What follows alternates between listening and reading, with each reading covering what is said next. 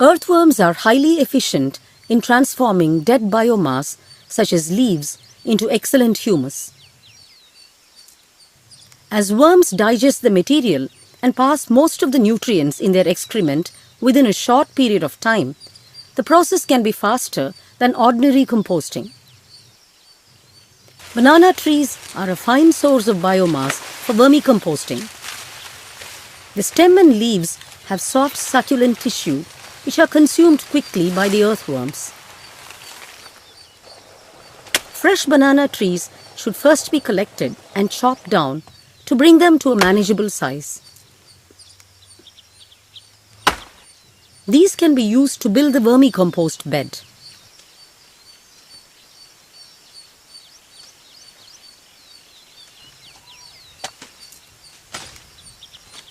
An ideal location for building a vermicompost bed is a shady area with no direct sunlight hitting it.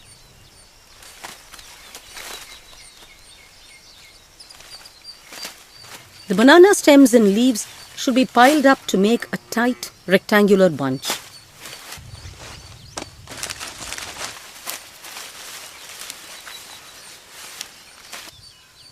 Partially decomposed cow dung should be added to a height of 45 to 60 centimeters. The cow dung will act as food source for the earthworms immediately after they are introduced. Once they establish themselves in the bed, the earthworms will start feeding on the banana vegetation pieces.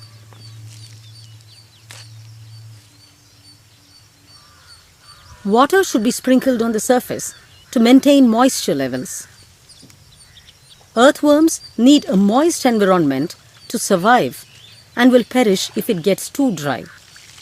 Hence, maintaining moisture levels is critical to the process. Nearly 2 kilograms of earthworms are required for a heap of 6 feet length, 3 feet width and 2 feet height. The earthworms will quickly get into the top layer of partially decomposed cow dung. Earthworms are very sensitive to changes in temperature and moisture. They need a continuous supply of food in the form of compost material. Hence, the heap should be constantly monitored and maintained. Water should be sprinkled on the heap just after inoculation. As a final stage, the bed should be covered with dry litter or hay. This helps retain the moisture and also protects the earthworms from predators.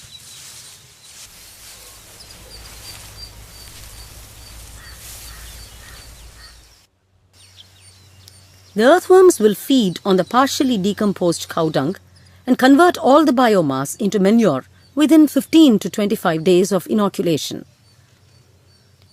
After about 25 days, the vermicompost can be collected for use. The heap should be cleared of the hay and litter first. The bed should be checked for casts of the earthworms to ensure the proper consumption of the organic matter.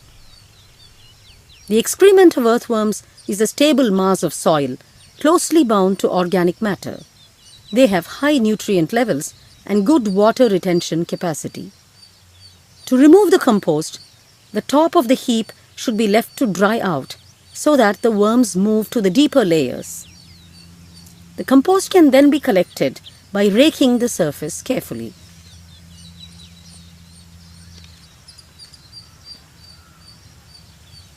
The compost that is collected from the heap will have unnecessary objects like stones and litter. These have to be removed by sieving before they are packed for storage.